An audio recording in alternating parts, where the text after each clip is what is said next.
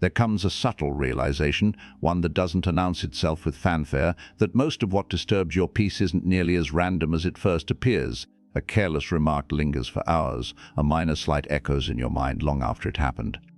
Your body reacts before your thoughts catch up. You try to stay composed. You tell yourself it shouldn't matter, yet something still gets through. And what truly unsettles you isn't the discomfort itself. It's how easily it happened, how something so small can reach so deeply into your core. You start to wonder what genuine strength actually means. Not the mask of control you wear in public, but the kind that holds steady internally. Because pushing everything down doesn't work, pretending not to feel doesn't work, and reacting to everything only makes it worse, so something doesn't add up, and that's exactly where a deeper truth begins to surface.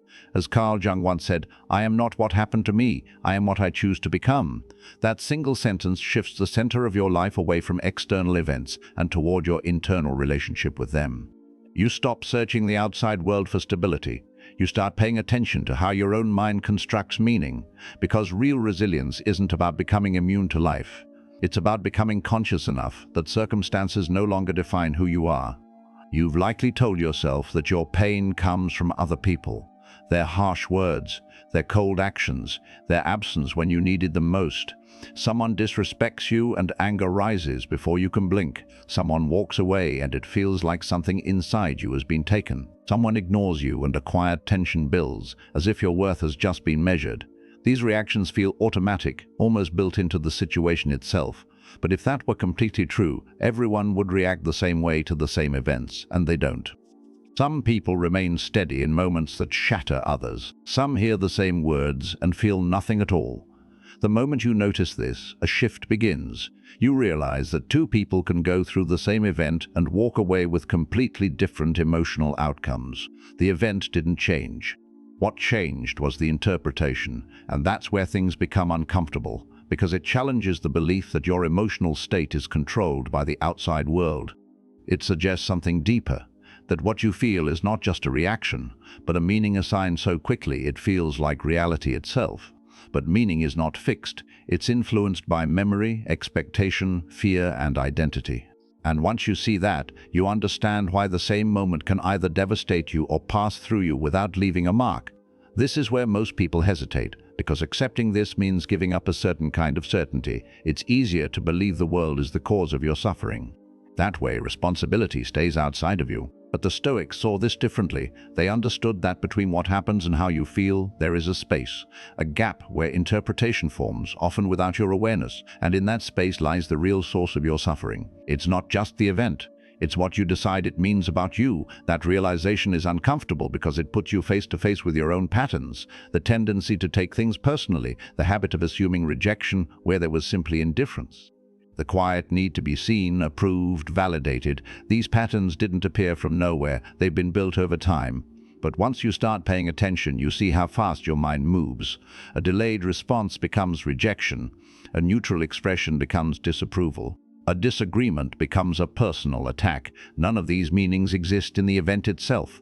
Yet they feel real enough to trigger a full emotional response, and that's where the real vulnerability lies, not in what happens, but in how quickly meaning gets assigned. As this awareness grows, something begins to shift.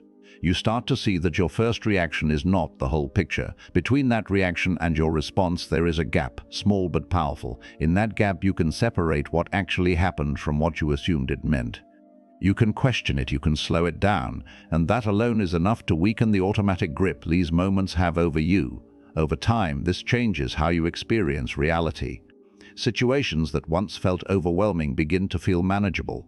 You don't stop feeling, but you stop being carried away by what you feel, and that's where a different kind of strength begins to form, not the kind that resists or suppresses, but the kind that understands. When you understand that your experience is shaped by interpretation, you also see that interpretation can be examined, adjusted, refined. You don't eliminate pain, but you reduce the unnecessary layers around it. And the more you practice this, the more something inside you stabilizes. Not because the world changed, but because your relationship to it did. You stop depending on everything going right just to feel steady. You stop handing over control of your inner state to every external moment. Think about how quickly a moment can expand beyond its actual size. A single comment, a brief shift in tone, a look that might not even be intentional, and somehow it lingers. It follows you into the next hour, the next conversation, sometimes the next day. On the surface it seems small, yet the effect feels anything but small. There's a weight to it that doesn't match the size of the event itself, and that mismatch reveals something important. If the moment was truly as small as it appeared, it wouldn't stay with you the way it does. Something else is happening beneath it. That something else is rarely obvious.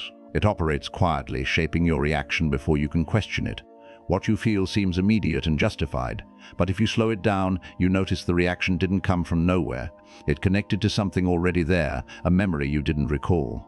An expectation you didn't realize you were holding, a belief about yourself waiting for confirmation. This is where experience shifts from reality to interpretation. The comment becomes a sign of disrespect, the tone becomes evidence of disapproval, the look becomes a judgment. And once that interpretation forms, the emotional response follows almost inevitably. This is where most people unknowingly lose control, not in the moment itself, but in the automatic meaning they assign to it. They believe they are reacting to what is happening when, in reality, they are reacting to what they think it means. Breaking that pattern doesn't happen by force. It begins with awareness, with recognizing that the first meaning your mind offers is not the only one. That there is a difference between what happened and what you concluded from it, and in that difference there is space. Space to question, space to see the moment from a slightly different angle. As this awareness develops, your automatic reactions start to slow down. Not completely, but enough for you to notice them as they happen. And once you notice them, you're no longer fully inside them. You're observing them. That shift from being the reaction to observing the reaction is where control begins to return. Not control over what happens, but control over how deeply it affects you. As Seneca observed, we suffer more often in imagination than in reality. That line doesn't dismiss real pain. It reveals how much of that pain is shaped by the stories we attach to it. And once you see those stories for what they are, interpretations, not facts, you start to reclaim your ability to see differently, and in seeing differently, to experience differently. There's a point where this stops being an idea and becomes something you practice consistently. Because understanding is one thing, applying it in real time is something else entirely. This is where philosophy becomes training, quiet internal training that doesn't rely on perfect conditions. It relies on repetition, on catching yourself in the moment, on noticing when your mind drifts into assumption or distortion and choosing to bring it back, not forcefully, deliberately. That distance is where clarity begins, not the kind that eliminates emotion, but the kind that prevents emotion from taking over completely. It allows you to see the situation with less distortion, less added meaning, less unnecessary weight. The Stoics understood that as long as your inner state depends on something external, you are exposed to it constantly, because the external world is unpredictable by nature. People change. Situations shift, and if your stability is tied to those changes, your internal state will change with them. This is why they emphasized grounding yourself in what is within your control, not as a concept, but as a daily practice. Returning your attention to something stable, something that doesn't fluctuate based on external behavior. That doesn't mean ignoring the world. It means recognizing where your influence begins and where it ends. Understanding that while you can experience what happens, you don't have to be defined by it. When you begin to reduce dependency, something subtle shifts. You stop waiting for things to align perfectly in order to feel steady. You stop needing constant reassurance to maintain your sense of self. You still notice what happens. You still care. But the impact doesn't reach as deeply because it no longer determines your foundation. If your stability is no longer tied to external behavior, if your sense of self no longer depends on how others respond, then what is left for the world to take from you?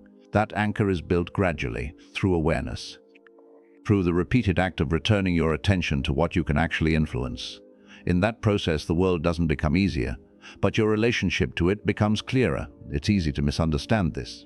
When people hear about becoming less reactive, they assume it means becoming cold or detached. But that's not strength. That's avoidance wearing a mask of control. Real strength doesn't come from shutting things down. It comes from understanding them so clearly that they no longer overwhelm you. You don't stop feeling. You stop being carried away by what you feel. Being carried away means your reaction defines you in that moment. It takes over your thinking, your sense of self. But when you're not carried away, the feeling is still there. You notice it, but you're not inside it the same way. You're aware of it, and that awareness creates space, and that space is where everything changes. This is what allows you to experience difficult moments without collapsing under them. You can feel the discomfort of rejection without concluding you are unworthy. You can hear criticism without internalizing it as a flaw. As Carl Jung pointed out, until you make the unconscious conscious, it will direct your life, and you will call it fate. When you're unaware of how you assign meaning, your reactions feel inevitable. But when you bring that process into awareness, it becomes visible. And what is visible can be understood. What is understood can be adjusted. You still experience life. You still feel its impact. But you are no longer defined by every moment. A way of being begins to form that isn't easily shaken. Not because nothing affects you, but because what affects you no longer defines you. At some point, without a dramatic moment you can point to, things begin to feel different. The world continues as it always has. People still act unpredictably. Words are still said carelessly. None of that disappears. But your relationship to it changes. It's not that you stop noticing what happens. It's that what happens no longer reaches you in the same way. There's no immediate collapse. The impulse may still appear, but it doesn't take over. It passes through a space that didn't exist before, a space created by awareness and practice. You begin to observe more, not in a detached way, but in a grounded, attentive way. You notice what is said, but you also notice how your mind starts to interpret it. You notice what happens, but you don't immediately decide what it means. There's a delay, a brief moment where things remain open, and that openness changes everything. This is where the idea begins to feel real, the idea that nothing and nobody can hurt you in the way they once did. Not because you become immune to life, but because you've changed the way you engage with it. You stopped handing over the authority to define your inner state. That authority returns to you gradually. Each time you pause instead of reacting immediately, you take a small part of it back. Each time you question an interpretation instead of accepting it automatically, you strengthen that return. As Marcus Aurelius reflected, you have power over your mind, not outside events. Realize this and you will find strength. That strength is not loud. It shows up in quiet moments, in the way you respond when things don't go as expected. You stop needing to control everything to feel stable. You stop needing others to behave a certain way to feel secure, not because those things are no longer valuable, but because they are no longer necessary for your stability. There's a difference between preference and dependency. You can prefer that things go well, but you no longer depend on those outcomes to remain steady, and that difference gives you a kind of freedom that is difficult to disrupt. There comes a point where you realize nothing outside of you ever truly had the power you thought it did. It was never the world that needed to change. It was the way you saw it, the way you carried it, the way you allowed it to define you.